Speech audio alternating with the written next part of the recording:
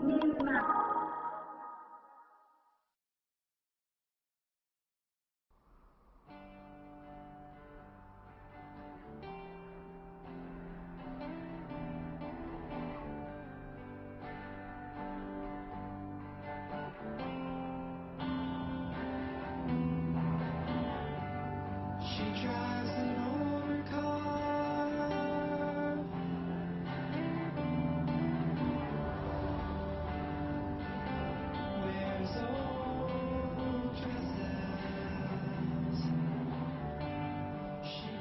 Right in the middle of the Bible is this collection of Hebrew love poems that are so explicit and erotic that young Jewish boys weren't even allowed to read them until they were older.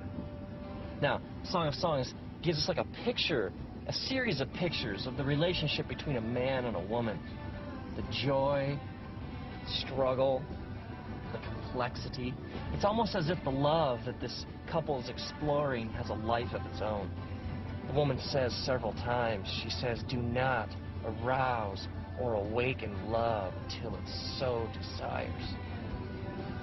It's almost as if she says, you know, whatever this is, it's so good, it's so beautiful, and we can't do anything to mess this up.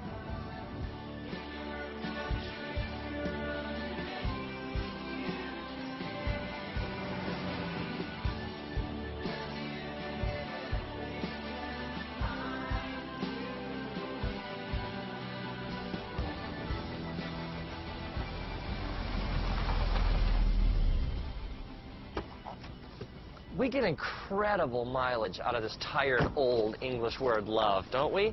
I mean, we'll tell somebody that we love them, and then in the same breath, we'll talk about how much we love a new car or a certain pair of pants. I mean, I love my wife, and I also love tacos. Now, we have to keep in mind that Song of Songs was originally written in the Hebrew language, which has at least 3 different words for our English word love. The first word we find is the word raya.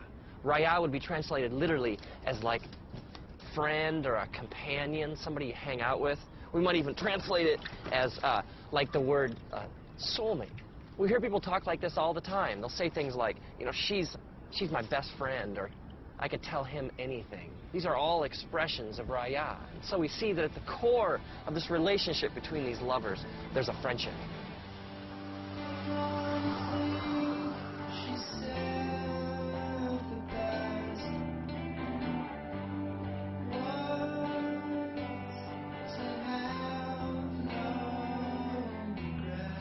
Another Hebrew word we find for love is ahava.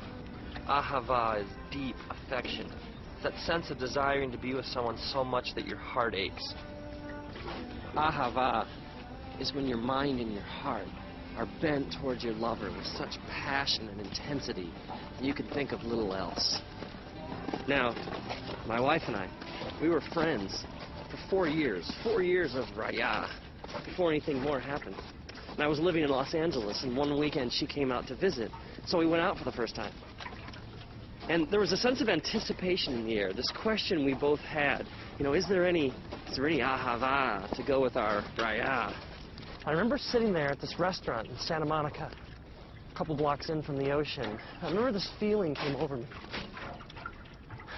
that I'd rather be here with her at this moment than anywhere else in the universe.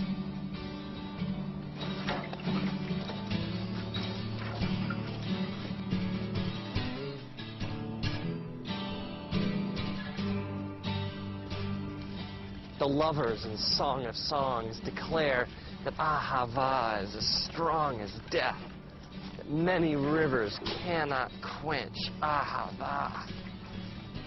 Ahava is love of the will. Now, this is way more profound than fleeting romantic feelings. This is much more than like temporary urges. Ahava is making a decision to join your life to the life of another. And this is an emotion that leads to commitment, that leads to joining your life to somebody else's. Ahava is what makes things last.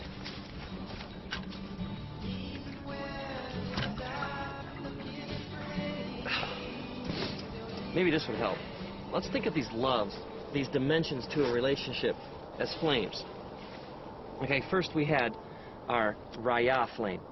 That's like the friendship, the soulmate aspect of a relationship. And then you have your ahava flame, which is the flame of commitment and making a decision to join your life to another. But there's a third Hebrew word for love that we find in Song of Songs. It's the word dode. Dode is translated in English literally as to carouse, to rock, or to fondle.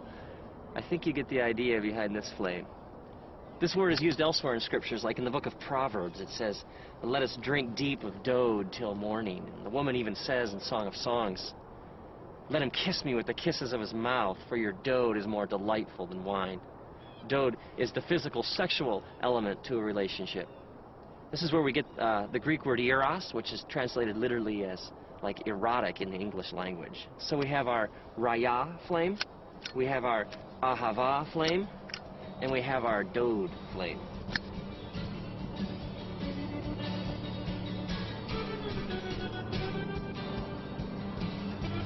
So when this man and woman come together, all these flames get combined. Now, Jesus talks about this idea of entire beings coming together. He uses the phrase one flesh to describe this connection between a man and a woman. Now, this one flesh is way more than just a physical act. I mean, it's emotions, it's hearts, it's minds, it's experiences. It's the mingling of souls. And so this coming together physically becomes a picture of a deeper spiritual reality.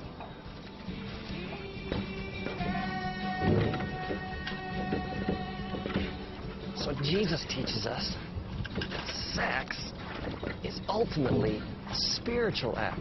And that something so beautiful, something so powerful was meant to endure forever.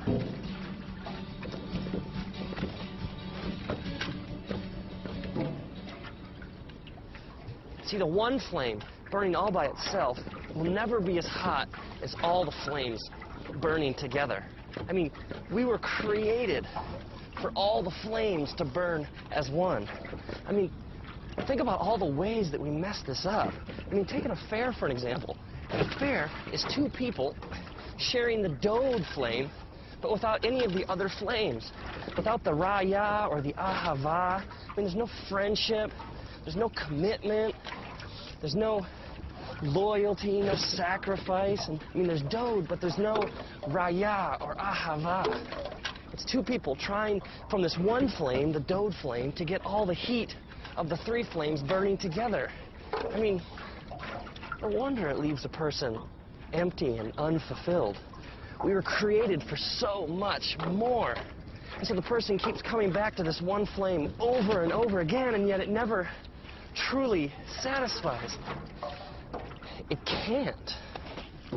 Or how about the couple who've been married for years and they're still together? There's still some commitment. I mean, there's still some ahava, but let's be honest, there's not much else. There's no friendship. There's no sex. And they neglect the flames, and eventually they flicker, and they fade, and they go out.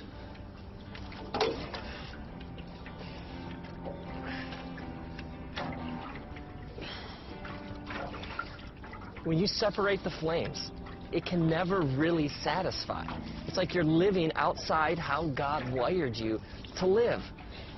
I mean, maybe our culture has no clue what true sexuality really looks like. Maybe the world around us, when it comes to sex, just doesn't get it. I mean, true sexuality is vast and mysterious. It involves all of you. I mean, you have a body, but you also have a soul and a spirit. And love is two people coming together and giving all of themselves to each other forever. And now, may you honor the way that God created you. May you have a profound sense of respect for the fact that you are a deeply spiritual and mysterious being, and that love is ultimately a profoundly spiritual thing. May you realize that the three flames are meant to burn together, And may you discover the big flame.